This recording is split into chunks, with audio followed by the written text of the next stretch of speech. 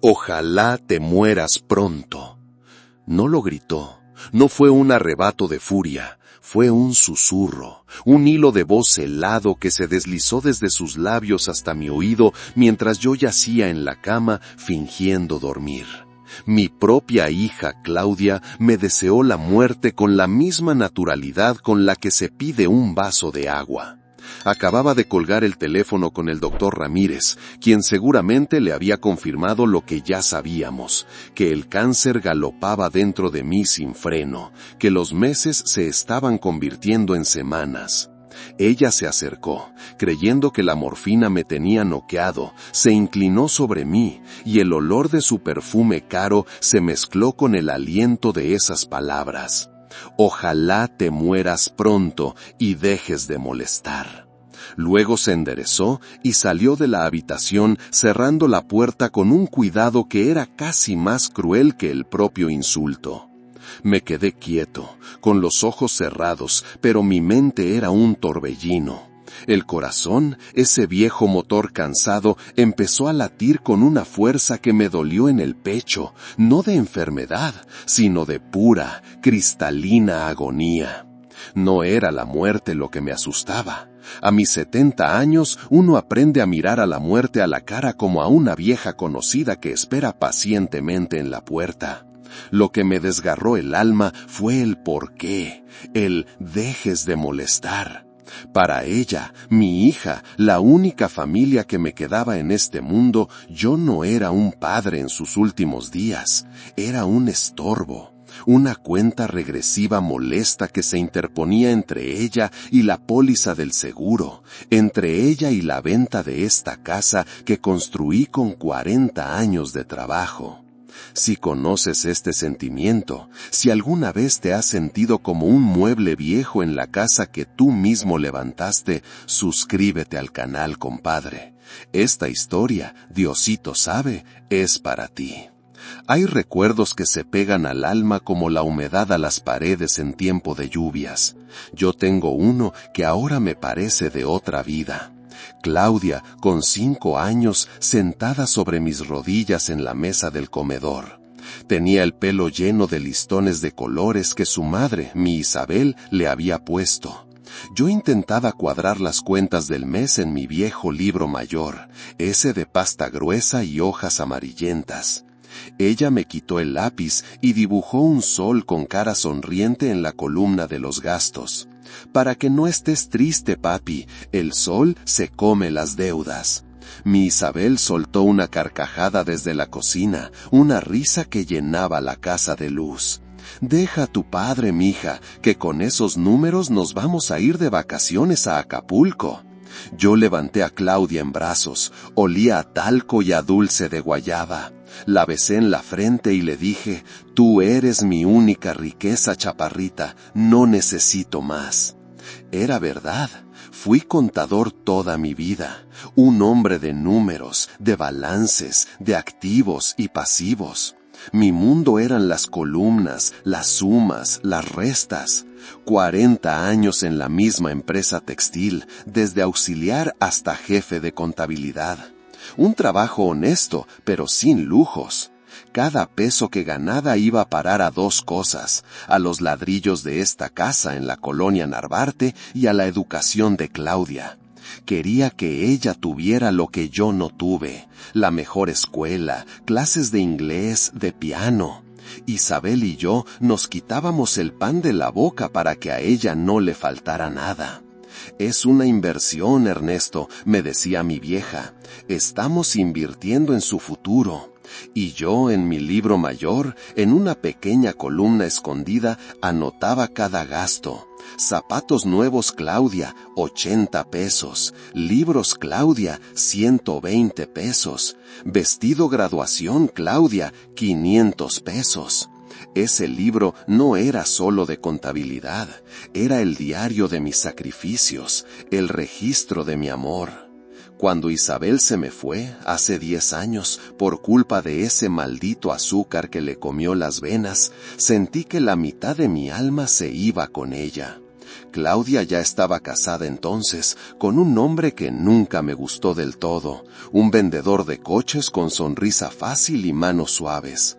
Se mudaron cerca, pero poco a poco las visitas se hicieron más cortas, las llamadas más raras. Cuando me diagnosticaron el cáncer hace un año, ella tomó una decisión. «Te vienes a vivir conmigo, papá, yo te cuido». Me sonó a ese amor de antes, al de la niña de los listones. ¡Qué güey fui! No era amor, era control. Vendió su departamento y se mudó de vuelta a esta, mi casa, con su marido. Para estar más cómodos, dijo. La verdad era otra. Quería tener el control de mis últimos días, de mis cuentas, de mis papeles, de mi testamento. Y aquí estoy ahora, acostado en la que fue mi recámara matrimonial, escuchando el murmullo de su vida al otro lado de la puerta, una vida de la que ya no formo parte. Soy un prisionero en mi propia casa. La comida me la suben en una bandeja, a menudo fría. Los analgésicos, esas pastillas blancas que son mi único alivio, me los dan contados, como si fueran oro. A veces, cuando el dolor es más fuerte en la madrugada, le pido una dosis extra. Ella suspira, fastidiada. «Papá, el doctor dijo que no es bueno abusar, aguántate un poco». Y yo me aguanto. Muerdo la almohada y me aguanto el dolor físico y el otro, el que quema más. El de saber que mi hija, mi Claudia, la del sol en el libro mayor, me está robando las medicinas para que el final llegue más rápido. Lo sé. No tengo pruebas, solo el instinto de un padre que conoce a su cría. Y el dolor que a veces es demasiado insoportable como para ser natural. Ese viejo libro de contabilidad, mi símbolo, está en el fondo del armario, cubierto de polvo. Ella no sabe lo que es, piensa que son solo números viejos, pero en la última página, con la caligrafía temblorosa de mis últimos días de salud, escribí mi testamento, uno simple, de mi puño y letra. Todo para Claudia, mi casa, mis pocos ahorros, el seguro de vida, todo. Pensé que así, al menos, se acordaría de mí con algo de cariño. ¡Qué iluso! Ahora, tumbado en esta cama, escuchando el eco de su susurro, entiendo mi error. El amor no se compra con herencias. Y la dignidad no se puede legar si uno muere como un perro, humillado y abandonado. La morfina empieza a hacer efecto, el dolor del cuerpo se adormece, pero el dolor del alma, ese, se hace más claro, más afilado. Y en medio de esa lucidez terrible, una idea empieza a formarse. Una idea fría y precisa como un número en una columna de debe y haber. Si ella quiere que me muera, cumpliré su deseo, pero no como ella espera. No. El contador, el hombre de los balances, va a hacer un último asiento en el libro de la vida. Y esta vez las cuentas no le van a cuadrar, a ella no. Los días que siguieron a ese susurro se convirtieron en una larga y monótona agonía, una niebla espesa de dolor físico y humillación silenciosa. El mundo exterior se desvaneció. Mi universo se redujo a estas 4 paredes, al techo con una mancha de humedad que se parecía a un mapa de un país que ya no existe, y a la cara de Claudia, que aparecía 2 o 3 veces al día con la misma expresión de impaciencia contenida. Su cuidado era una obra de teatro mal actuada. Me traía la comida, sí, pero la dejaba en la mesita de noche con un golpe seco, sin mirarme a los ojos. A veces la sopa estaba tibia, casi fría. Otras el arroz estaba duro. Nunca me quejé. ¿Para qué?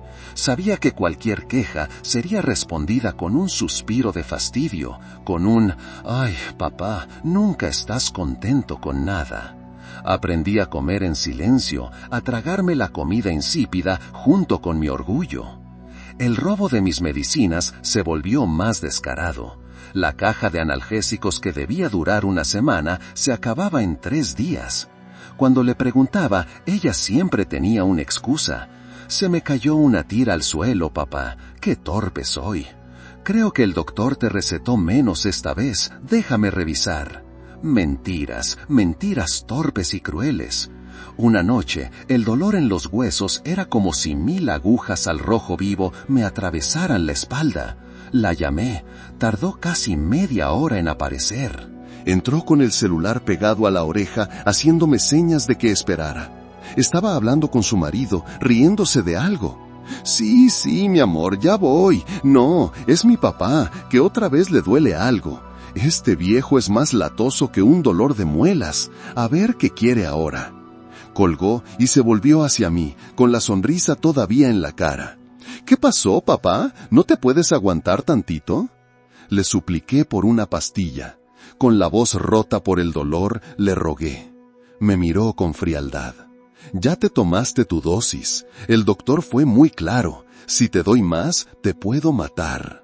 La ironía era tan brutal que casi me eché a reír. Me estaba matando, sí, pero no con una sobredosis. Me estaba matando a cuentagotas, con su desprecio. Empecé a recordar más cosas, como si el cuerpo, al rendirse, le diera permiso a la mente para viajar al pasado. Recordé el día de su graduación de la universidad. Contadora pública, como yo. ¡Qué orgullo sentí! Le compré el vestido más caro que pude permitirme, a plazos, claro. Un vestido azul, de seda, que la hacía parecer una princesa. La noche de la fiesta bailamos el vals. Mientras girábamos torpemente en la pista, le dije al oído: «Mija, nunca olvides de dónde vienes, y nunca, nunca dejes que el dinero te cambie. Un buen contador sabe que la cuenta más importante no es la del banco, es la de la conciencia». Ella me sonrió y me dijo: «Claro que no, papi, siempre seré tu niña». ¿Dónde había quedado esa niña? ¿En qué esquina de la vida se había perdido para convertirse en esta mujer extraña, de ojos fríos, que esperaba mi muerte para cobrar un seguro? Un día reuní las pocas fuerzas que tenía y le pedí algo. «Claudia, mija, ¿me podrías traer mi libro mayor? El viejo, el de la pasta negra, está en el armario». Me miró con extrañeza. «¿Y para qué quieres esa porquería vieja? ¿Te vas a poner a hacer cuentas?» «Solo quiero verlo», le supliqué. «Por favor». Refunfuñando, abrió el armario y lo sacó de una caja polvorienta. Lo arrojó sobre la cama sin ningún cuidado. «Ahí está tu libro. No manches, papá, a veces eres muy raro».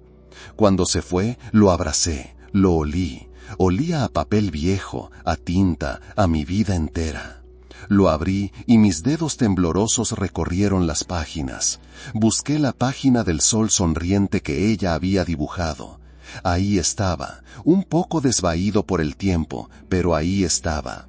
Y junto a él mi anotación: «El sol de mi vida, mi Claudia».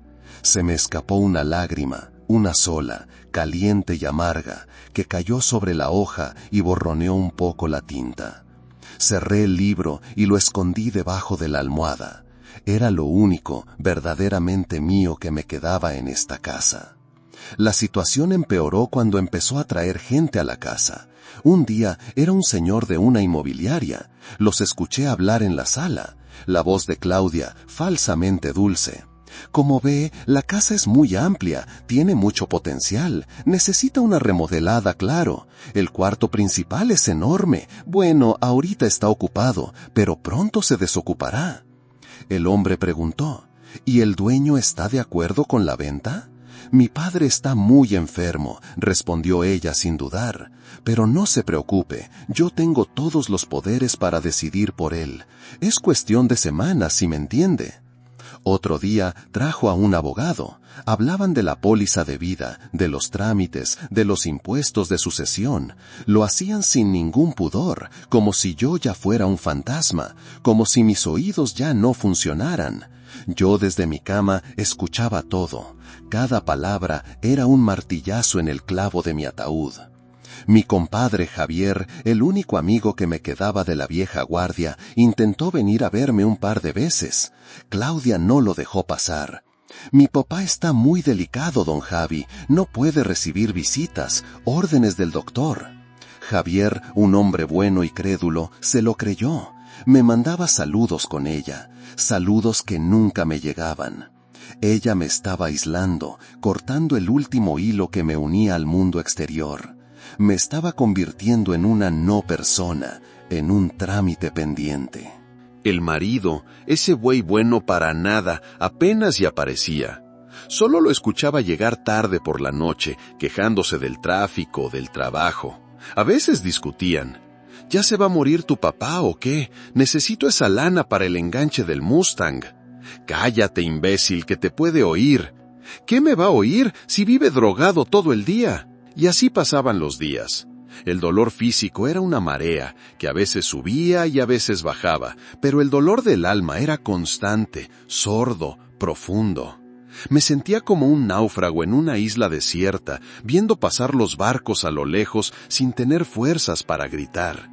Había perdido todo: mi salud, mi esposa, la libertad de caminar por mi propia casa. Y lo peor, había perdido a mi hija. O más bien, me había dado cuenta de que la había perdido hace mucho tiempo, pero no había querido verlo. El hombre de los números, el contador preciso, se había negado a ver el balance más importante de su vida. Un balance que arrojaba pérdidas por todos lados, pérdidas de amor, de respeto, de dignidad. Una noche, mientras el insomnio y el dolor me tenían prisionero, la puerta de mi cuarto se abrió muy despacio.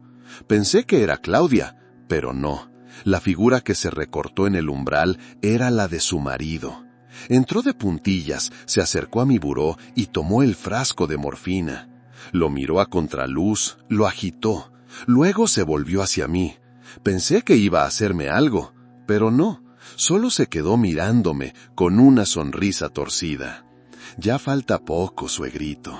Ya falta poco. Dejó el frasco en su sitio y se fue tan sigilosamente como había llegado.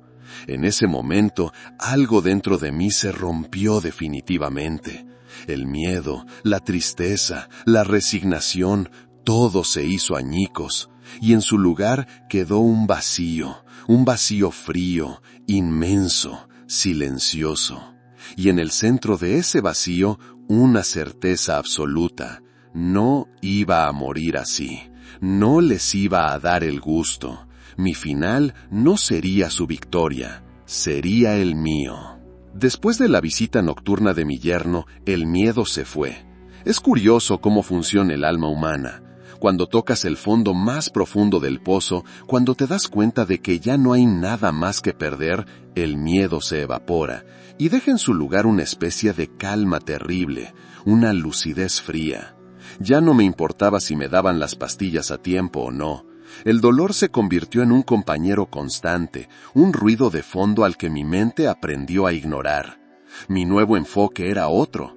Era el de un contador al que le entregan un balance desastroso, una empresa en quiebra, y le piden que haga un último asiento, el asiento de cierre. Un asiento que, aunque no salve a la empresa, al menos deje las cuentas claras.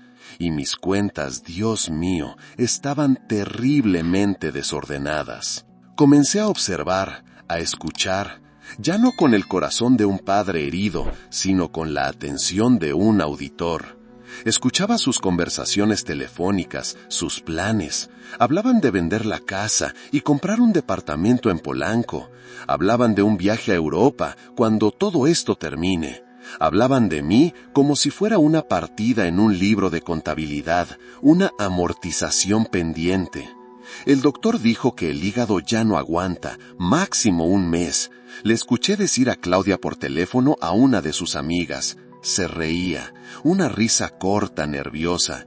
Sí, güey, ya sé que suena horrible, pero no manches, llevamos un año con esto, ya es justo, ¿no? Justo. Esa palabra resonó en mi cabeza. Justicia.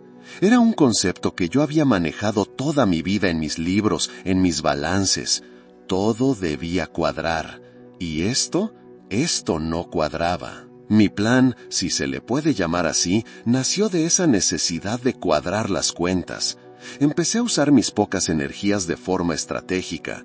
Fingí estar más dormido de lo que estaba, para que bajaran la guardia.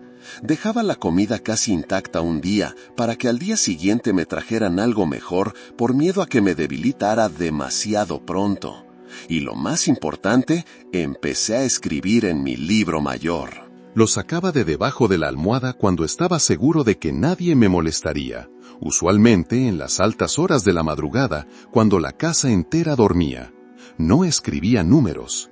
Con el viejo lápiz mongol número 2 que siempre guardaba entre sus páginas, comencé a redactar.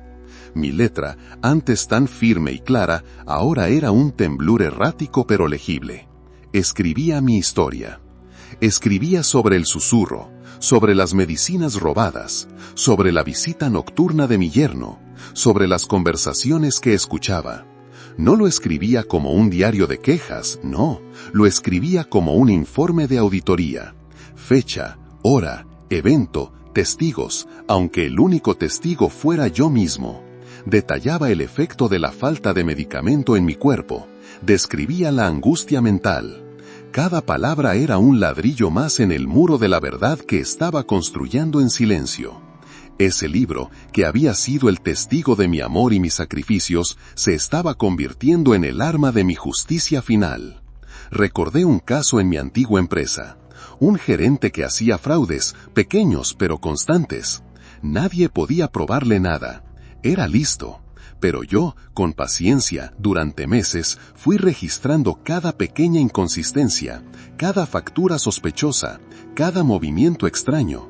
Al final, no lo confronté con acusaciones, simplemente le presenté un libro con todos los datos. Las pruebas eran tan abrumadoras, tan sistemáticas, que se derrumbó sin que yo tuviera que levantar la voz. Paciencia y método, esas eran mis herramientas. Y ahora, postrado en esta cama, eran las únicas que me quedaban. Una tarde, Claudia entró a la habitación de forma inesperada. Yo tenía el libro abierto sobre mis piernas, no me dio tiempo de esconderlo. Se quedó parada en la puerta. ¿Qué tanto escribes, papá? Pareces loco con ese libro viejo. Son mis cuentas, le respondí con la voz más neutra que pude. Estoy haciendo mi balance final. Ella soltó una risita de desprecio. ¡Ay, papá! Tus cuentas ya no importan. Déjame decirte cuál es tu balance final. 0.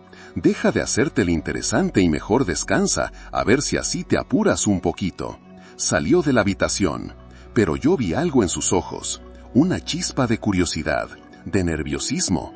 ¿Qué podría estar escribiendo un viejo moribundo que la pusiera nerviosa? Esa chispa me dio una nueva idea. Dejé el libro accidentalmente caído al lado de la cama, como si se me hubiera resbalado de las manos débiles.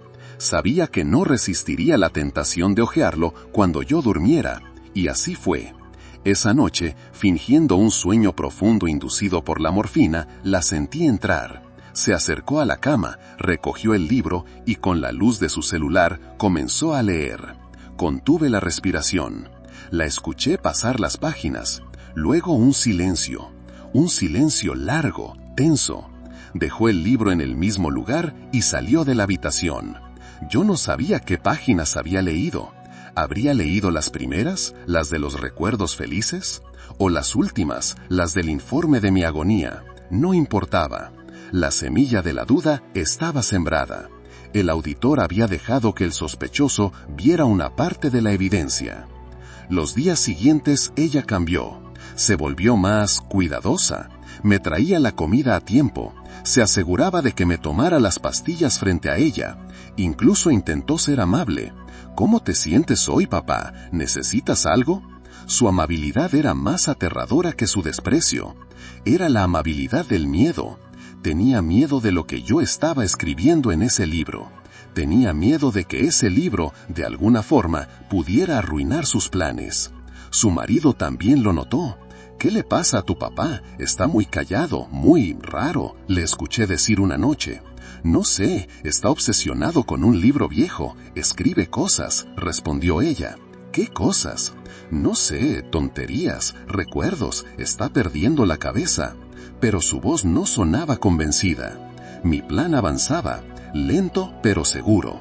Yo era un árbol podrido por dentro, sí, pero mis raíces, tejidas con números y lógica, todavía se aferraban a la tierra. Sabía que no tenía mucho tiempo. El cáncer avanzaba y los momentos de lucidez eran cada vez más escasos. Tenía que preparar el cierre, el último asiento contable. Necesitaba un testigo, un notario, alguien que diera fe de mi última voluntad. Pero ¿cómo? Estaba atrapado. Claudia no dejaría que nadie entrara a verme, menos un abogado. Pero entonces recordé algo.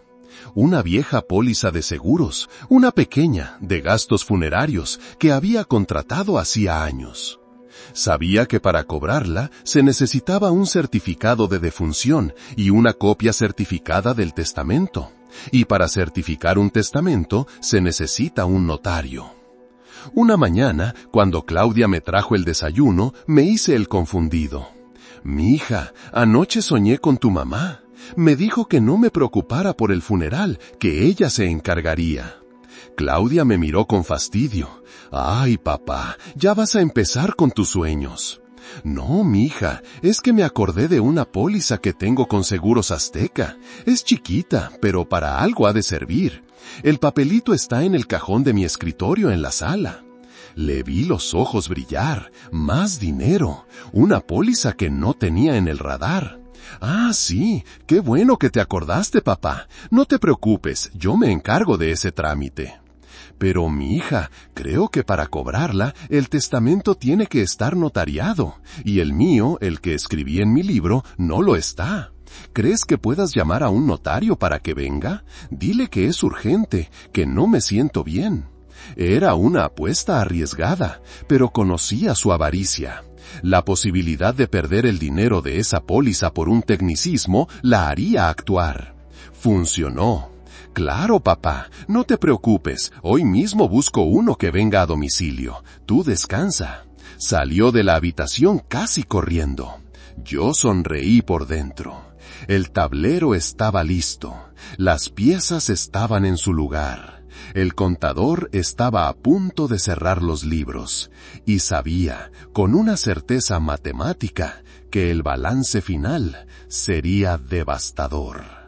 Para ella. La avaricia, aprendí en mis años de contador, es más predecible que cualquier fórmula matemática. Es una fuerza que anula la razón, que ciega el sentido común. Claudia, que en las últimas semanas no me dejaba solo ni para ir al baño, ahora estaba ansiosa por traer a un extraño a mi habitación.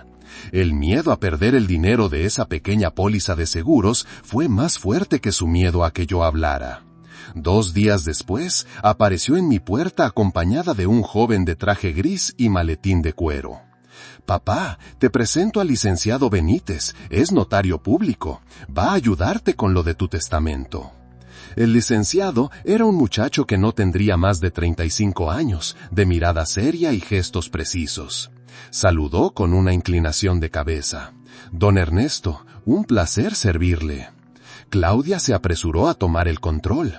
«Mire, licenciado, mi papá no se siente muy bien, a veces se le van las ideas, así que hay que tenerle paciencia. Básicamente él quiere dejar todo en orden, yo le voy a ir explicando». La interrumpí. Reuní un hilo de hoz, pero lo hice sonar firme. «Gracias, mija, pero todavía puedo hablar por mí mismo. Licenciado, por favor, siéntese. Claudia, tráenos 2 vasos de agua, por favor, y cierra la puerta al salir. Esto es un acto privado». Vi el destello de furia en sus ojos, pero frente al notario no se atrevió a contradecirme. Salió de la habitación dejándonos solos. El licenciado Benítez me miró con profesionalismo, pero también con una pizca de curiosidad. «A sus órdenes, don Ernesto. ¿En qué puedo servirle?» «Quiero dictar mi última voluntad, licenciado, y quiero que quede asentado en un acta notarial». Saqué mi libro mayor de debajo de la almohada y lo puse sobre mis piernas. Todo lo que tengo y todo lo que soy está en este libro. Pero las leyes de los hombres piden papeles, así que vamos a darles papeles. El licenciado preparó su pluma y su bloc de notas. «Soy todo oídos, don Ernesto». Comencé a dictar, con voz lenta, pausada, eligiendo cada palabra como si fuera un número crucial en un balance final. Primero, los detalles técnicos. Mi nombre completo, mi estado civil, viudo de Isabel González de Ramírez, mi domicilio. Luego, pasé a las cláusulas. Cláusula primera. Declaro que me encuentro en pleno uso de mis facultades mentales sin coacción de ninguna especie. El licenciado asentía, anotando todo con una caligrafía impecable. Cláusula segunda. Es mi voluntad que todos los gastos de mi funeral sean cubiertos por la póliza de seguros Azteca número 74B, de la cual mi hija Claudia Ramírez González es beneficiaria. Hasta aquí, todo normal. Podía sentir la oreja de Claudia pegada a la puerta. Cláusula tercera. Lego mi biblioteca personal, consistente en 142 libros de contabilidad e historia, a la Biblioteca Pública de la Colonia Narvarte. Esto era para despistar, para darle un toque de normalidad al acto. Cláusula cuarta. Hice una pausa larga, dramática, tomé un sorbo de agua. Cláusula cuarta. Nombro como única y universal heredera de todos mis bienes, presentes y futuros, incluyendo la casa ubicada en esta dirección, mis cuentas bancarias y el seguro de vida del Banco Nacional, a mi amada hija Claudia Ramírez González. A través de la puerta escuché un sonido casi imperceptible, como un suspiro de alivio contenido. Claudia había escuchado lo que quería escuchar. El licenciado Benítez levantó la vista. «Entendido, don Ernesto. ¿Hay alguna condición para esta herencia?» «Sí, licenciado, hay una sola condición, pero es irrevocable». Me incliné un poco hacia adelante, juntando todas mis fuerzas. La condición es la siguiente. Para que mi hija pueda tomar posesión de la herencia, deberá cumplir con mi última voluntad, que no es material, sino espiritual. Deseo que, en mi funeral, frente a todos nuestros amigos y familiares, ella lea en voz alta, a modo de elegía, las últimas 10 páginas de mi libro mayor. Le di una palmada suave a la cubierta de cuero desgastada. El licenciado Benítez frunció el ceño. Era una petición extraña, pero no ilegal. «¿Las últimas 10 páginas, dice usted? ¿Y si ella se negara?» Si ella se negara a leerlas, o si omitiera una sola palabra de lo que está escrito en ellas, la herencia en su totalidad pasará automáticamente a la segunda beneficiaria que nombraré. «¿Y quién es la segunda beneficiaria?», preguntó el joven notario. «La Sociedad Protectora de Animales de México, AC», dije sin dudar. Siempre he pensado que los animales a veces son más leales que las personas. El licenciado se quedó pensativo por un momento. «Es una cláusula sui generis, don Ernesto, pero perfectamente legal. Lo anotaré». Terminamos el proceso. Puse mi huella digital en los documentos, temblando, no de debilidad, sino de una emoción profunda.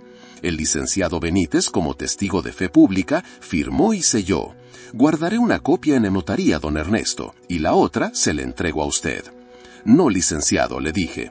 «Esa otra copia, junto con este libro, guárdela usted en su caja de seguridad y entrégueselos a mi hija el día después de mi fallecimiento, ni un día antes. ¿Me da su palabra de honor?» El joven me miró fijamente. Vio algo en mis ojos, quizás la sombra de mi verdad. «Tiene mi palabra, don Ernesto, y mi respeto».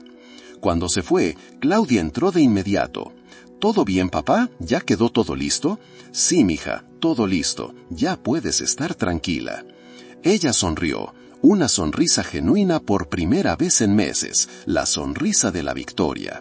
Se acercó y hasta me acomodó la almohada. «Qué bueno, papá. Ahora descansa. Ya no te preocupes por nada». Salió y escuché hablar por teléfono con su marido.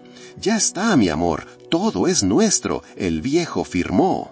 Yo cerré los ojos y sentí una paz que no había sentido en años, la paz del trabajo bien hecho, la paz del contador que ha cerrado los libros, ha cuadrado el balance y sabe que la auditoría final revelará la verdad. Ya no tenía que luchar, ya no tenía que resistir, mi trabajo había terminado. Ahora solo tenía que esperar a que mi cuerpo se rindiera. Esperar a que la vida me llamara a cuentas con mi Isabel, y esperar a que mi hija, mi Claudia, leyera en voz alta, frente a todos, el verdadero testamento que le había dejado. No el de los bienes, el de la vergüenza. Las semanas que siguieron se convirtieron en un limbo extraño, una calma chicha antes de la tormenta final. Claudia se transformó. Dejó de ser la carcelera impaciente para convertirse en una actriz consumada, interpretando el papel de la hija abnegada. De repente, la sopa siempre estaba caliente. Las sábanas se cambiaban cada 2 días y las pastillas para el dolor aparecían en mi mesita de noche incluso antes de que las pidiera. ¿Necesitas algo más, papito?, me preguntaba con una dulzura empalagosa que me revolvía el estómago. ¿Quieres que te lea el periódico? ¿Te pongo un poco de música? Yo le seguía la corriente. Gracias, mija, eres muy buena. Y ella sonreía, satisfecha de su propia actuación, sin darse cuenta de que yo, el viejo contador, sabía leer perfectamente los números falsos de su balance de bondad. Su marido también cambió su estrategia.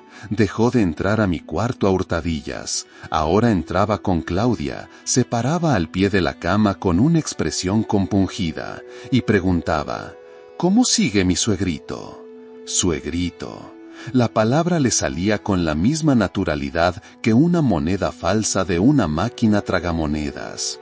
A veces me traían flores, unas margaritas blancas que ponían en un jarrón y que a los 2 días ya estaban marchitas, olvidadas. Eran como ellos, una belleza superficial que no soportaba el paso del tiempo. Yo aceptaba todo con una pasividad que ellos confundían con debilidad o demencia senil. Asentía, daba las gracias, cerraba los ojos, pero por dentro estaba más despierto que nunca. Observaba sus gestos, sus miradas cómplices cuando creían que no los veía. Escuchaba sus planes. Un día entraron con una cinta métrica. «Vamos a ver si cabe aquí la pantalla de 70 pulgadas», dijo él. «Claro que cabe, mi amor, y la pared de atrás la pintamos de un color más moderno, un gris Oxford», respondió ella. Estaban rediseñando mi tumba, y yo todavía estaba en ella.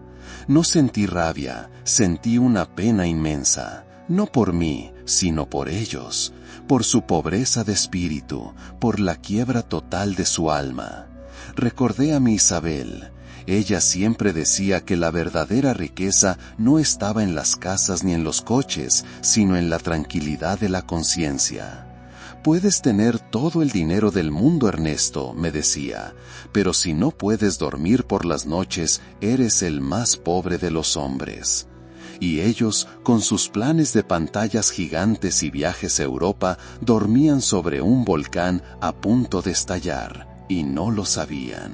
Mi cuerpo se debilitaba día a día. Los brazos se me hicieron flacos como ramas secas. La piel se me pegó a los huesos. El doctor Ramírez venía una vez por semana. Un hombre bueno, profesional, pero siempre apurado. Me revisaba, ajustaba la dosis de morfina y le daba el reporte a Claudia fuera de mi habitación. Yo sabía que el tiempo se me agotaba. Ya no pensaba en meses, sino en semanas, quizás días.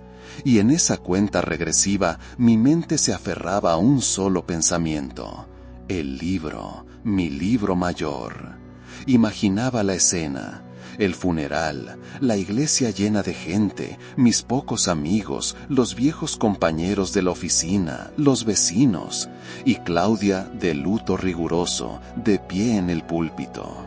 El notario le entrega el libro, ella lo abre, su cara de confusión, y luego su voz, obligada por la ley y la avaricia, leyendo mis palabras. Me preguntaba qué página leería primero. ¿Leería la que hablaba de su primer día de escuela cuando lloró porque no quería soltarme la mano? ¿O la que describía mi orgullo el día que se recibió de contadora, igual que yo? ¿O se toparía directamente con la crónica de estos últimos meses, con la descripción detallada de su crueldad, de su negligencia, de su susurro asesino? Me imaginaba las caras de los asistentes, la incredulidad. El murmullo creciendo, el escándalo, la vergüenza cayendo sobre ella como una lluvia de ceniza. No era un pensamiento de venganza, era, para mi mente de contador, el ajuste final. El asiento que pondría cada cosa en su lugar, el debe y el haber, el sacrificio y la traición, el amor y el desprecio, todo finalmente balanceado. Una mañana el sol entraba por la ventana con una fuerza inusual. Me sentía extrañamente lúcido, casi sin dolor. Claudia entró con el desayuno. «Hoy te ves mejor, papá». «Hoy me siento mejor, mija», le respondí. Y era verdad, me sentía ligero, como si una carga pesada se hubiera levantado de mis hombros. Sabía lo que significaba. Era la calma que precede al final.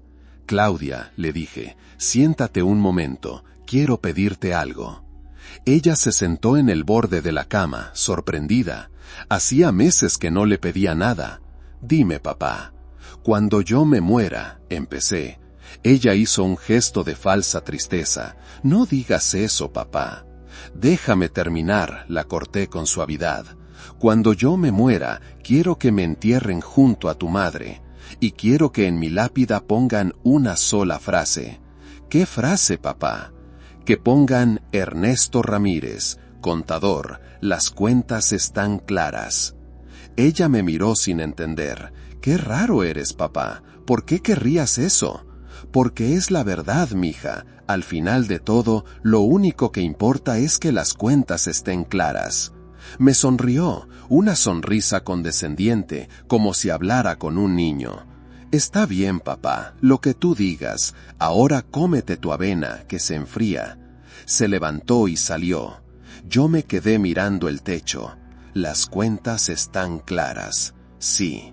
Mi última auditoría estaba completa. El informe estaba escrito y sellado. Y el auditor estaba listo para entregar su reporte final. Cerré los ojos y por primera vez en mucho tiempo no pensé en el dolor ni en la traición. Pensé en Isabel. La imaginé esperándome al otro lado, con su sonrisa llena de luz. «Te tardaste, Ernesto», me diría. Y yo le respondería: «Perdóname, vieja, es que tenía que dejar las cuentas claras». La lucidez es un lujo que los moribundos no siempre podemos permitirnos. Después de aquel día de extraña paz, la enfermedad regresó con la fuerza de un animal hambriento. El dolor se volvió mi única realidad, un océano oscuro en el que flotaba a la deriva. Los días y las noches se mezclaron en un continuo borrón de sufrimiento, interrumpido solo por las visitas fugaces de Claudia con una jeringa de morfina. Su nerviosismo era palpable. Me miraba con una ansiedad que no era preocupación, sino el nerviosismo del inversor que vigila una acción que está a punto de desplomarse y quiere que lo haga en el momento justo. «¿Cómo te sientes, papá?», preguntaba, pero sus ojos no me veían a mí, veían un cuerpo, un obstáculo, un plazo que cumplir. Una vez, en medio de un delirio febril, creí ver a Isabel sentada en la silla junto a mi cama. Estaba tejiendo como solía hacer en las tardes de invierno. Me sonreía. «Ya casi es hora, Ernesto. Ten paciencia. Todo va a estar bien». Estiré la mano para tocarla, pero mis dedos solo encontraron el aire frío de la habitación. Cuando volví en mí, era Claudia la que estaba ahí, limpiándome la frente con un paño húmedo. «Estabas hablando en sueños, papá. Decías el nombre de mi mamá». «La vi», le susurré con la garganta seca. «Estaba aquí». Claudia suspiró. «Son las medicinas, papá. Te hacen alucinar. Duérmete». Pero yo sabía que no había sido una alucinación, había sido una promesa.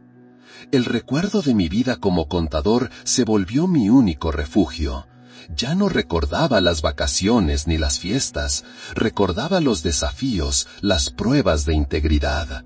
Como aquella vez en el 78, cuando el director general de la empresa nos pidió a todos los jefes de departamento que maquilláramos los balances. Se venía una auditoría federal y había un desfalco que tapar. «Es por el bien de la compañía, señores», nos dijo en una junta. «Si la empresa cae, caemos todos». Mis compañeros, uno a uno, agacharon la cabeza y aceptaron. El miedo a perder la chamba era más grande que su conciencia. Cuando llegó mi turno, me puse de pie. Con todo respeto, señor director, yo no puedo hacer eso. El hombre me miró con furia. ¿Me está desafiando, Ramírez? No, señor, simplemente le estoy diciendo que hay libros que uno lleva para la Secretaría de Hacienda, y hay otro libro, uno invisible, que uno lleva para sí mismo. Y en ese libro las cuentas deben estar siempre claras. Prefiero que me despida a manchar mi nombre. No me despidió.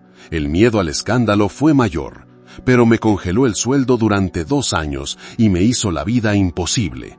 Fue una época dura. Isabel tuvo que empezar a coser más uniformes que nunca. Comíamos frijoles casi todos los días.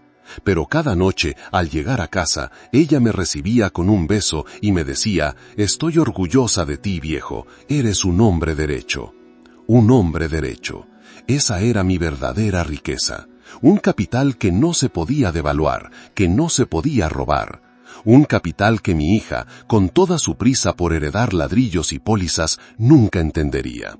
Una tarde, el doctor Ramírez vino a verme. Su cara era más seria que de costumbre. Le pidió a Claudia que nos dejara solos. «Don Ernesto», me dijo en voz baja, «le seré honesto, le queda muy poco tiempo. Podrían ser días, quizás horas. ¿Hay algo que quiera hacer? ¿Alguien a quien quiera ver?» «No, doctor», le respondí. «Ya todo está en orden. Ya vi a quien tenía que ver». El doctor asintió, me dio una palmada en el hombro y salió. Escuché su conversación con Claudia en el pasillo. «Es el final. Manténgalo cómodo. Asegúrese de que no sufra». La respuesta de Claudia fue un murmullo que el viento me trajo hasta la cama. «No se preocupe, doctor. Me aseguraré de que no sufra más de lo necesario». El cinismo de esa última frase fue como un golpe de adrenalina en mi sistema moribundo. De repente sentí una fuerza nueva, la fuerza del que está a punto de cruzar la meta. Cuando Claudia entró, la miré fijamente. «Mija, tengo sed». Ella fue a la cocina y regresó con un vaso de agua. Me ayudó a incorporarme un poco para poder beber. Mientras sostenía el vaso, mis dedos temblorosos rozaron los suyos. Sus manos estaban frías, sin vida, como su alma. «Gracias», le dije, y entonces hice mi última petición. «Antes de que me vaya, ¿me harías un último favor?» Ella me miró con cautela. «¿Qué cosa?» «Quisiera confesarme. Llama al padre de la parroquia de aquí cerca, a la de San Judas, por favor». La petición la descolocó. Ella, que había abandonado la iglesia hacía años, no entendía mi necesidad. Pero, por otro lado, era una petición piadosa, la última voluntad de un moribundo.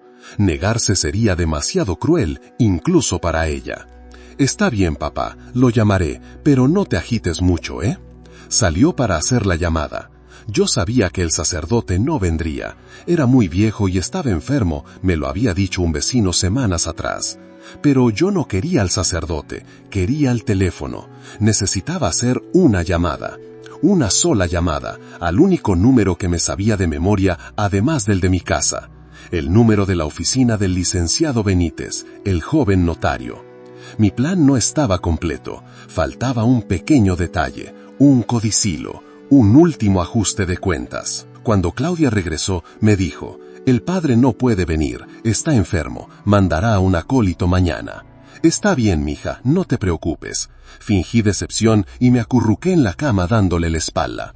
Ella se quedó un rato y luego, pensando que me había dormido, se fue a ver la televisión a la sala. Esperé. Media hora, 1 hora. Cuando estuve seguro de que estaba completamente absorta en su telenovela, con el volumen a todo lo que daba, me moví. Fue el esfuerzo más grande de mi vida. Me deslicé fuera de la cama. Cada movimiento era una tortura. Mis pies descalzos tocaron el suelo frío. Me arrastré, más que caminar, hasta la puerta. Mi celular estaba en la mesa del pasillo, donde Claudia lo dejaba cargando. Lo tomé con manos temblorosas. Me encerré en el baño. Marqué el número, rezando a Diosito que el licenciado estuviera todavía en su oficina. Contestó al tercer tono. «Notaría 124, buenas tardes». «Licenciado Benítez, habla Ernesto Ramírez». Su voz sonó sorprendida. «Don Ernesto, ¿se encuentra bien?» «No, licenciado, no me encuentro bien, y por eso le llamo. Necesito añadir algo a mi testamento. Es urgente». «¿Añadir algo, don Ernesto? Pero el documento ya está firmado y sellado. Sería complicado». La voz del licenciado Benítez sonaba preocupada al otro lado de la línea. «Lo sé, licenciado. No quiero cambiar las cláusulas. Solo quiero añadir una instrucción para usted. Una instrucción personal, de hombre a hombre, o más bien, de cliente a su notario de confianza». Hubo un silencio. Podía imaginarlo en su oficina, frunciendo el ceño, debatiéndose entre el protocolo y la extraña urgencia en mi voz. «Dígame, don Ernesto, lo escucho». Apoyé la cabeza contra la puerta fría del baño, tratando de que mi voz no temblara. El día de mi funeral, cuando le entregue el libro a mi hija, quiero que le entregue también otro sobre, un sobre cerrado. ¿Y qué contendrá ese sobre, si se puede saber? Contendrá una copia de un documento que usted va a conseguir para mí. Es mi último encargo. «¿De qué documento se trata, don Ernesto?», preguntó. Su tono ahora era una mezcla de profesionalismo y genuina intriga. «Es un expediente viejo, un expediente de la Policía Judicial del Distrito Federal, del año 1982. Le di el número de caso, un número que llevaba 38 años grabado en mi memoria como una cicatriz. Es el caso del fraude en la empresa textil Hilados del Centro, donde yo trabajaba. El caso fue cerrado por falta de pruebas, pero el expediente debe seguir en los archivos. Como notario, usted tiene la facultad de solicitar una copia para fines testamentarios. Invéntese algo, diga que está relacionado con una vieja deuda del difunto. Usted sabe cómo». El licenciado Benítez tardó en responder. «Don Ernesto, eso es muy inusual y podría ser muy difícil de conseguir. ¿Qué tiene que ver un caso de fraude de hace casi 40 años con su testamento?» «Todo, licenciado, todo. En ese expediente está el nombre de la persona que realmente cometió el fraude, una persona que yo encubrí para salvar a su familia, una persona que me debe la vida, la carrera, todo lo que es, una persona que ahora me desea la muerte». No dije el nombre, no hacía falta. Dejé que el silencio hiciera su trabajo.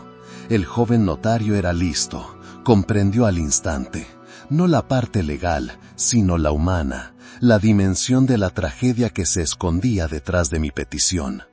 «Entiendo», dijo finalmente, con una voz completamente diferente, una voz grave, cargada de un respeto nuevo. «Haré lo que me pide, don Ernesto. Conseguiré ese expediente y lo entregaré junto con el libro. Tiene mi palabra». «Gracias, licenciado», susurré. «Ahora sí, las cuentas están claras». Colgué el teléfono. Mis manos temblaban tanto que casi lo dejo caer. El esfuerzo me había costado las últimas reservas de energía que tenía. Me sentía vacío, exhausto, pero en paz. El plan, mi balance final, estaba completo. Ya no era solo la historia de mi humillación. Ahora era la historia completa, el ciclo entero de mi vida, con sus aciertos y su error más grande.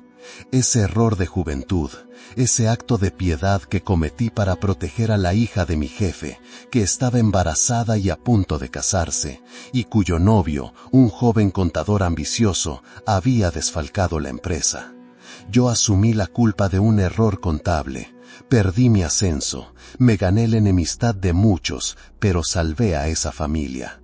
Salvé el honor de esa muchacha, y salvé la carrera de ese joven que se casó con la hija del jefe, ese joven que con el tiempo se convirtió en mi yerno, el marido de Claudia, ese güey. Me arrastré de vuelta a la cama, cada centímetro era una conquista. Me metí bajo las sábanas, justo a tiempo. Claudia entró a la habitación. «Papá, ¿estás bien? Te oí moverte». «Fui al baño, mija», respondí con los ojos cerrados. Me sentí un poco mal. Ella se acercó, me tocó la frente. «Estás ardiendo en fiebre y estás sudando frío». Su tono ya no era de fastidio, era de alarma. La alarma de quien ve que su inversión está a punto de vencerse antes de la fecha esperada. Llamó al doctor Ramírez, lo escuché darle instrucciones por teléfono. Súbale la dosis de morfina, póngale paños fríos, es la crisis final, solo queda esperar. Y esperamos. Ella, en la sala, nerviosa, haciendo llamadas, seguramente a la funeraria, al abogado, y yo, en mi cama, flotando en una duermevela extraña, a medio camino entre este mundo y el de los recuerdos. Veía la cara de mi Isabel, sonriéndome. Veía a Claudia de niña, con sus listones. Veía la cara asustada de aquel joven contador, mi yerno, cuando lo confronté con las pruebas del fraude hace tantos años. Por favor, don Ernesto, no me hunda. Claudia está embarazada. Si su padre se entera, cancelará la boda, arruinará nuestras vidas. Y yo, el idiota, el hombre derecho, sentí lástima. Lo hice firmar un pagaré por el dinero robado, un pagaré que él nunca me pagó y que yo nunca le cobré. Lo hice jurar que sería el mejor de los maridos para Claudia, y guardé silencio. Un silencio que me costó la carrera, un silencio que, ahora lo veía claro, había creado al monstruo que hoy me deseaba la muerte. No sentía odio. El odio es un lujo, una energía que yo ya no tenía. Lo que sentía era una necesidad casi matemática de cerrar el círculo, de que la verdad, toda la verdad, saliera a la luz, no para vengarme de ellos, sino para liberarme a mí, para poder llegar con Isabel y decirle: perdóname vieja, cometí un error, pero ya lo arreglé, ya dejé las cuentas claras. Los últimos días fueron un murmullo, voces lejanas, el rostro de Claudia, borroso, inclinado sobre mí, el pinchazo de la aguja, el frío que subía por mis piernas y que ya no se iba. Ya no había dolor, solo un cansancio inmenso y una espera serena. Una noche abrí los ojos y la vi, a mi Isabel. Estaba de pie junto a la ventana. El sol de la mañana entraba y la rodeaba de luz como un halo. Me sonrió y me tendió la mano. Y yo, por primera vez en mucho, mucho tiempo, le sonreí de vuelta. Mi último pensamiento consciente fue para Isabel. Le tomé la mano, esa mano de luz que solo yo podía ver, y sentí como el cansancio por fin me vencía. El ruido del mundo, la respiración trabajosa de mi propio pecho, la voz lejana de Claudia hablando por teléfono, todo se fue apagando, como la llama de una vela en una habitación donde se cierran las ventanas. Y luego solo hubo silencio, una paz inmensa, blanca, la paz de la última línea de un balance cuando el debe y el haber finalmente suman cero. Claudia encontró mi cuerpo a la mañana siguiente. No hubo gritos de dolor, hubo un suspiro largo, profundo, de alivio. Lo sé porque, aunque mi cuerpo ya no estaba, una parte de mí, mi conciencia de contador, se quedó para la auditoría final. La vi verificar mi pulso, cerrar mis párpados con una eficiencia casi médica, y luego, inmediatamente, tomar su celular. Su primera llamada no fue a una ambulancia ni a un familiar, fue a su marido. Ya está, mi amor, se acabó. Llama a la funeraria, la que cotizamos la semana pasada, y yo me encargo del papeleo. Su voz era fría, práctica, la voz de un gerente cerrando un proyecto exitoso. Las siguientes 48 horas fueron un torbellino de actividad hipócrita. Recibió a los vecinos con lágrimas de cocodrilo. Mi papito, por fin descansa, sufrió tanto el pobrecito. Eligió el ataúd más barato, porque a él no le gustaban los lujos, era un hombre muy sencillo, le explicó al empleado de la funeraria. Y sobre todo, no se separaba del teléfono, apurando los trámites, preguntando por el certificado de defunción, ansiosa por ponerle las manos encima a su herencia. El día después del entierro, un servicio rápido y con poca gente, se puso su mejor traje sastre, uno de color gris oscuro que la hacía ver muy profesional, y se dirigió a la notaría 124. Entró a la oficina del licenciado Benítez con un aire de triunfo mal disimulado. «Vengo por los documentos de mi padre, Ernesto Ramírez». El joven notario la miró con una expresión indescifrable. Se levantó y de una caja fuerte sacó 2 sobres grandes, sellados con lacre. «Mis más sentidas condolencias, señora Claudia», dijo con una formalidad helada. «Como me lo instruyó su padre, aquí le hago entrega de su última voluntad». Le extendió el primer sobre. Era pesado, abultado. Ella lo tomó con avidez. Era el libro, mi libro mayor. Lo miró con una mueca de desprecio y lo dejó a un lado en la silla. «Gracias. ¿Y el testamento?» «El testamento está contenido en las últimas 10 páginas de ese libro, según me indicó su padre. Y su lectura pública en el funeral es la condición indispensable para que usted herede, como recordará». «Sí, una de las locuras de mi pobre padre. No se preocupe, leeré lo que sea necesario». «¿Eso es todo?», dijo ella impaciente, levantándose para irse. «No, señora», respondió el licenciado, deteniéndola con su voz tranquila. «Falta esto». Y le extendió el segundo sobre. Era más delgado, un sobre de Manila de aspecto oficial. Claudia lo tomó, extrañada. «¿Y esto qué es?» «Es un codicilo, una instrucción adicional que su padre me dictó por teléfono horas antes de fallecer. Me pidió que le entregara este sobre junto con el libro. Es parte integral de su última voluntad». La curiosidad venció a su prisa. Se sentó de nuevo y rompió el sello. Dentro había una pila de fotocopias y una breve nota del notario. «Copia certificada del expediente 45B 1982. Archivo de la Policía Judicial DF.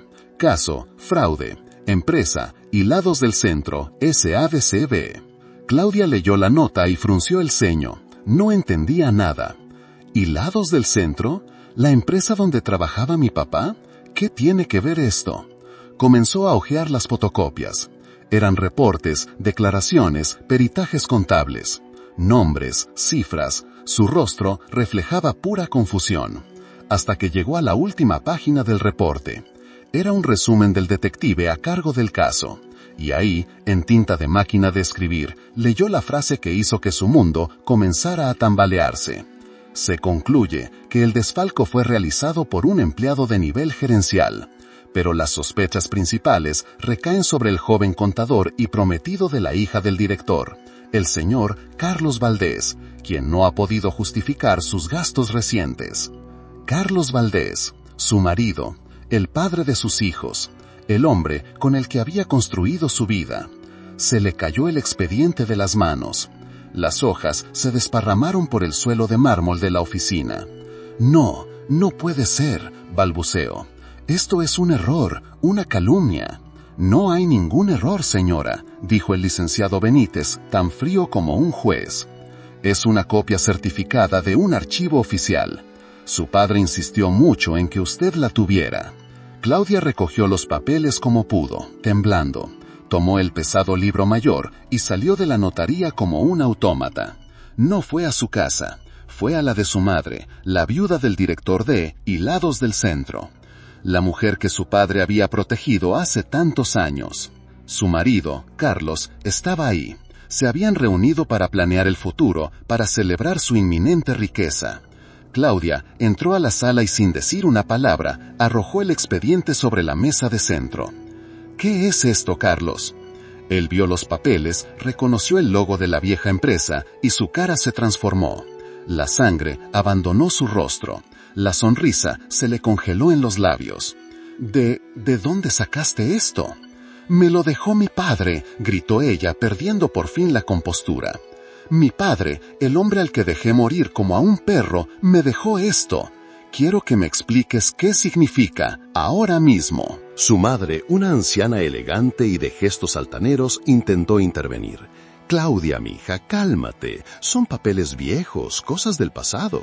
«No, mamá, nada de cosas del pasado. Quiero la verdad. ¿Mi papá encubrió a este infeliz?». El castillo de naipes que era su vida perfecta comenzó a derrumbarse. La primera pared, la del marido perfecto, acababa de caer estrepitosamente.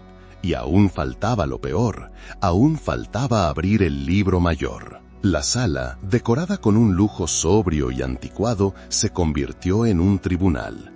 Carlos, acorralado, intentó negarlo. «Es una locura. Tu padre deliraba. Estaba senil. Son mentiras para hacerme daño desde la tumba». Pero su rostro pálido y el sudor que perlaba su frente contaban otra historia. La historia de un miedo viejo, un fantasma que creía enterrado y que ahora regresaba para cobrar su deuda. Fue su propia madre, la elegante doña Angélica, quien lo delató. Se levantó, se sirvió un coñac con mano temblorosa y dijo con una frialdad que helaba la sangre: «Ya basta, Carlos, dile la verdad, ya no tiene caso seguir mintiendo». Carlos la miró con odio. «¿Tú también, suegra? ¿Me vas a traicionar? Yo no te traiciono. Te salvé una vez. Le rogué a Ernesto que te salvara, que no destruyera tu futuro, el futuro de mi hija. Le supliqué de rodillas que guardara silencio. Y él, por el amor que le tenía a Claudia, aceptó. Fue un buen hombre, demasiado bueno para esta familia». Cada palabra de su madre era una pala de tierra sobre el ataúd de la vida de Claudia. Se derrumbó en un sillón, mirando a su marido y a su madre como si fueran dos extraños que acababa de conocer. El hombre con el que había dormido durante 25 años era un ladrón. La madre a la que admiraba era una manipuladora. ¿Y su padre? Su padre había sido la víctima silenciosa de todos ellos. «Toda mi vida», susurró Claudia, «toda mi vida ha sido una mentira». Carlos intentó acercarse a ella. «Mi amor, yo te amo, lo hice por nosotros, por nuestro futuro». «No me toques», gritó ella con una fuerza que no sabía que tenía. «No te me vuelvas a acercar». La discusión que siguió fue brutal. Un torrente de acusaciones, de reproches, de verdades podridas que salieron a la luz después de décadas de silencio. Se echaron en cara todo: el fraude, el silencio, la vida de lujos construida sobre el sacrificio de un hombre justo. Claudia huyó de esa casa. Condujo sin rumbo por las calles de la ciudad con el expediente policial en el asiento del copiloto y el pesado libro mayor en sus piernas. Terminó en el único lugar donde podía estar sola: la casa de su padre, su casa ahora. Entró y el silencio la golpeó. Un silencio que ya no era de paz, sino de ausencia, de culpa. Se sentó en el viejo sillón donde su padre solía leer el periódico, y con manos temblorosas abrió el libro mayor. Pasó las primeras páginas, las de los recuerdos, las de las anotaciones de su niñez. Cada palabra era una pequeña daga en su conciencia. Primer diente, Claudia, 6 meses. Primera palabra, papá, 1 año. Primer vestido azul, 5 años. Pero no se detuvo. Necesitaba llegar al final. Necesitaba entender. Llegó a las últimas 10 páginas. La caligrafía de su padre, antes tan perfecta, era ahora un trazo tembloroso, casi agónico. Pero cada palabra era clara, precisa, implacable. No había emoción, no había reproches. Era un informe. El informe final de un auditor. Informe de auditoría final. Cuenta Claudia R.G. Asiento 1. Fecha 15 de octubre. Concepto: negligencia médica intencional. Descripción: la beneficiaria retiene dosis de morfina prescrita, causando al titular de la cuenta un periodo de 8 horas de dolor agudo documentado. Observaciones: el acto se realiza con el propósito aparente de acelerar el deterioro físico del titular. Asiento 2. Fecha 22 de octubre. Concepto: planificación anticipada de enajenación de bienes. Descripción: la beneficiaria introduce en el domicilio a un agente inmobiliario. El cuarto principal pronto se desocupará. Observaciones: demuestra intencionalidad y falta de respeto por el titular aún en vida. Asiento 3. Fecha 5 de noviembre. Concepto: abuso psicológico y verbal. Descripción: la beneficiaria, creyendo que el titular duerme, susurra al oído la siguiente frase: «Ojalá te mueras pronto y dejes de molestar». Observaciones: acto de crueldad extrema que anula cualquier crédito afectivo acumulado. Asiento 4. Fecha, 12 de noviembre. Concepto, intento de intimidación por parte de un tercero, C. Valdés. Descripción, el cónyuge de la beneficiaria ingresa a la habitación en la noche para verificar el estado del titular, en un acto de presión psicológica. Observaciones, la beneficiaria es cómplice por omisión. Y así continuaba, página tras página. Cada humillación, cada acto de desprecio, cada palabra cruel, todo estaba ahí, documentado con la fría precisión de un contador. No había ni una sola palabra de odio o de rencor, solo hechos, datos, un balance final de su conducta. La última página era la más devastadora. Asiento final, cláusula testamentaria no material. Concepto, liquidación de la cuenta afectiva. Descripción, habiendo auditado 45 años de relación, se concluye que la inversión de amor, sacrificio y dignidad realizada por el titular ha resultado en una pérdida total. El retorno ha sido cero, por lo tanto, se procede a cerrar la cuenta. Resolución, el legado que se deja a la beneficiaria no es la casa, ni el dinero, ni el seguro, es este libro. Es el espejo de sus actos. Es la obligación de leer esta verdad en voz alta, para que su propia conciencia sea el único juez y verdugo. Firma, Ernesto Ramírez, contador. Claudia cerró el libro.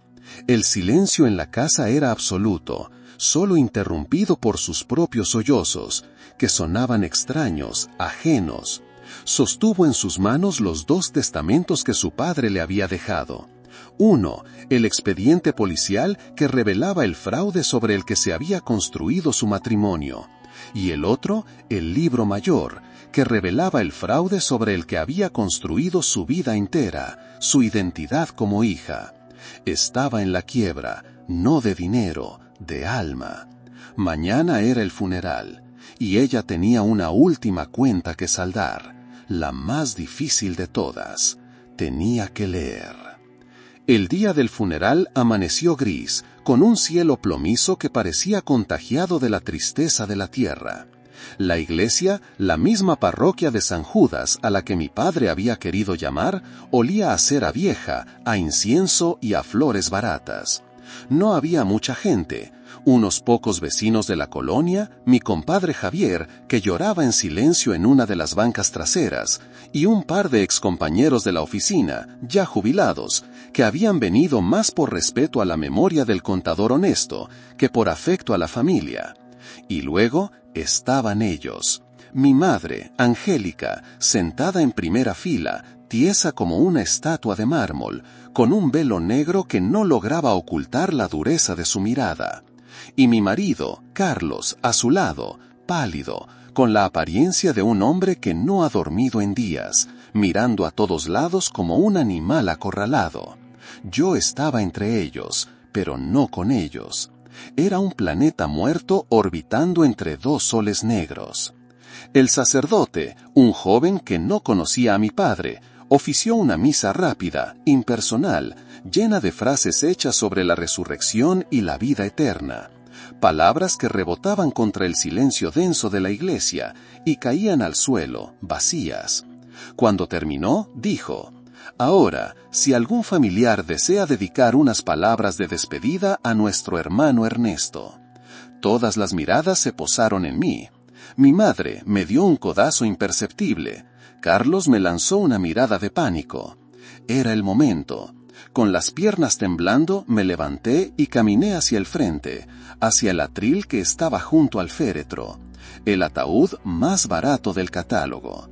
Mi padre, el hombre de los números, hubiera apreciado la ironía de ese último ahorro. Justo cuando iba a empezar a hablar, vi al licenciado Benítez entrar a la iglesia. Caminó por el pasillo central con paso firme y profesional. Se detuvo frente a mí. «Señora Claudia», dijo en voz alta y clara para que todos escucharan, «cumplo con la última instrucción de su padre». Me extendió los 2 sobres. El libro mayor, pesado como una lápida, y el sobre de Manila, ligero pero cargado con el peso de 38 años de mentiras. Mi padre me pidió que leyera algo, le expliqué al sacerdote, que me miraba confundido. Es su última voluntad. Abrí el libro. El olor a papel viejo y a polvo llenó mis pulmones. Busqué las últimas páginas. La iglesia estaba en un silencio sepulcral. Comencé a leer. Mi voz al principio era un susurro quebrado. Informe de auditoría final. Cuenta Claudia R.G. Leí la primera entrada, la de las medicinas. Vi al compadre Javier fruncir el ceño, confundido. Leí la segunda, la del agente inmobiliario. Vi a los vecinos cuchichear entre ellos. Mi voz se fue volviendo monótona, mecánica.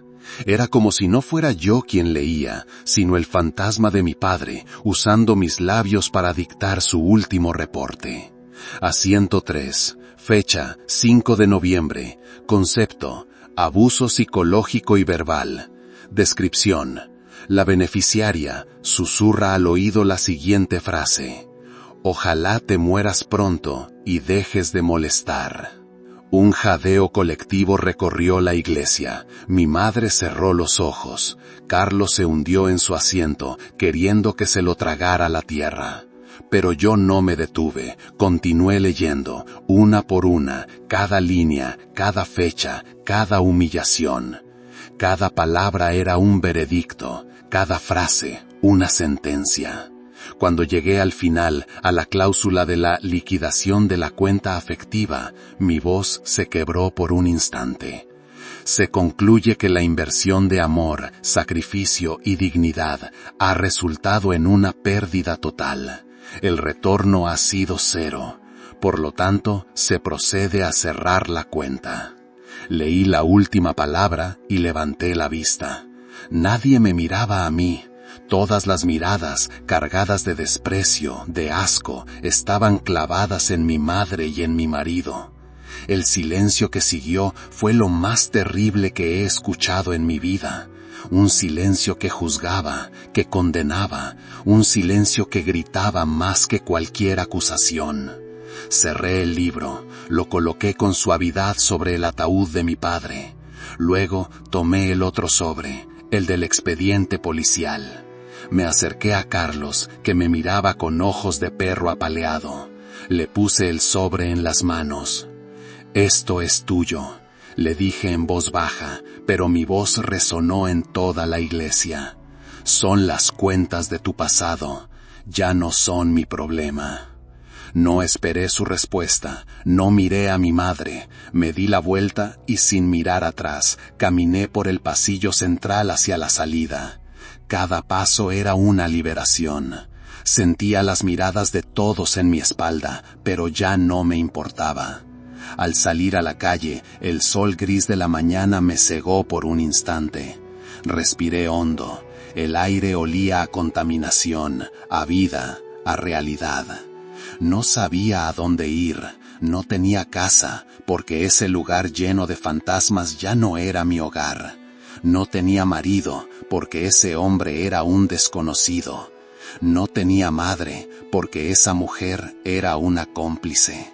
Y no tenía padre, porque yo misma lo había borrado de mi vida mucho antes de que muriera. No tenía nada, excepto la verdad. Una verdad que me dejaba sola y en la quiebra total del alma. Mi padre, el contador, había hecho su último asiento, y el balance por fin estaba claro. Y yo era el saldo en rojo. Si llegaste hasta aquí, deja tu comentario, compadre. A veces las peores deudas no son de dinero.